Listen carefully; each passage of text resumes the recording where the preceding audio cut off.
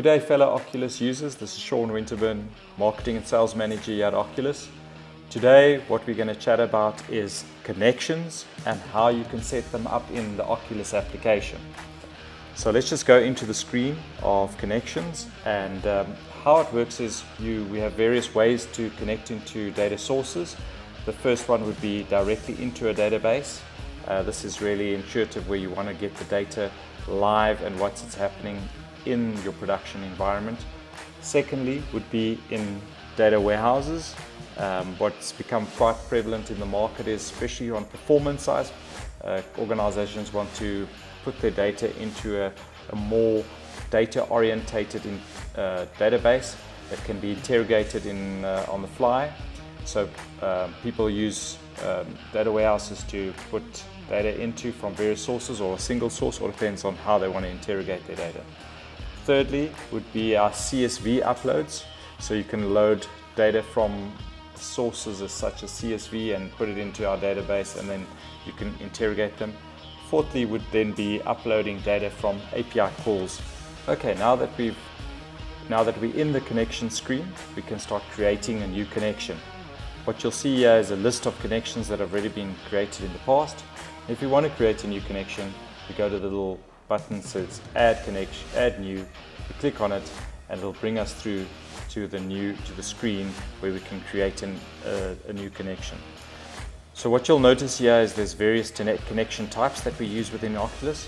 First one will be MySQL, Microsoft SQL, PostgreSQL, Amazon Redshift, Oracle database connection, and then a CSV or Excel upload.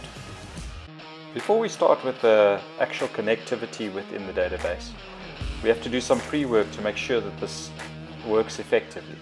The first thing is on the database side, which is you need to allow remote connectivity from an external source from the database. This will allow the inflow or the data to be able to be taken from the database to OQLIS, or to be able to move from the database to OQLIS. The second part is we need to create a read-only user in the database, and this is for security reasons. The advantage to this is that you can actually create a read-only and only allow that read-only user to be able to access certain components of the database, increasing the security of it. The second part that we need to do is allow a firewall access.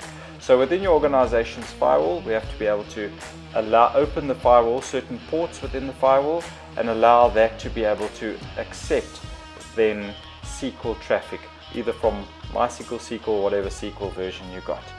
And then we need to, within that firewall regulation, we need to allow the OQLIS IP address to come through.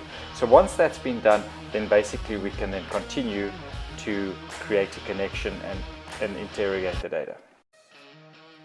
Once we've created the MySQL connection and we've placed in the password, now the next step is to test it. So what we'll do is go through to the test icon, click on it, and make sure that the credentials have worked on that database.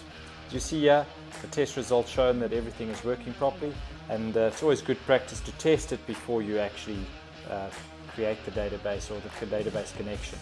Once you've tested it, then it's a good time to add the database, the connection, and what we'll see is, if we go back to the screen now, that there is the new connection is in place, and we can start using that connection.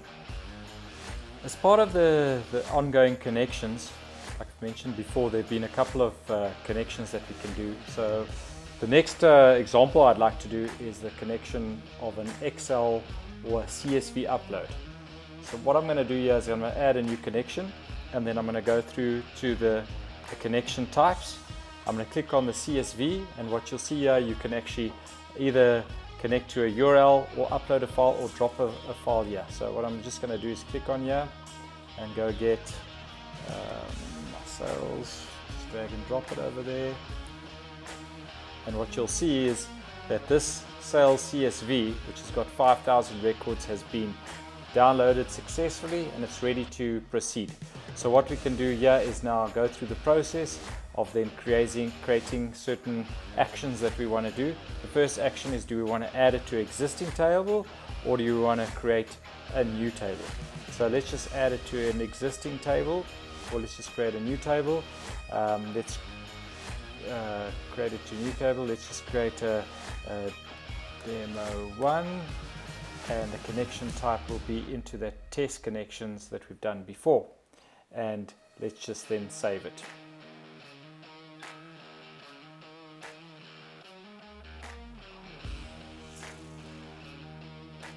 So what you'll see now is that it's in the data model, and we'll speak a little bit later about it, but it already creates a schema that we can actually look at that data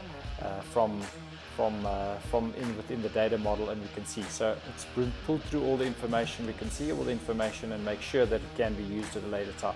So we can save that, or we can edit it in the data model. But this is something that we will create another model, another video for the data model going forward. Okay, so let's recap on what we've learned today. So connections is the way that OQLIS connects into a database and allows OQLIS to go and fetch data. When we want to connect to data, we have to create a connection. And when we go into the connection screen within OQLIS, we have a little icon here called Add New. We add new, and we have the ability then to connect into various different data sources, from a MySQL, Microsoft SQL, Postgres, Amazon Redshift, Oracle databases, and we can also upload CSV or Excels.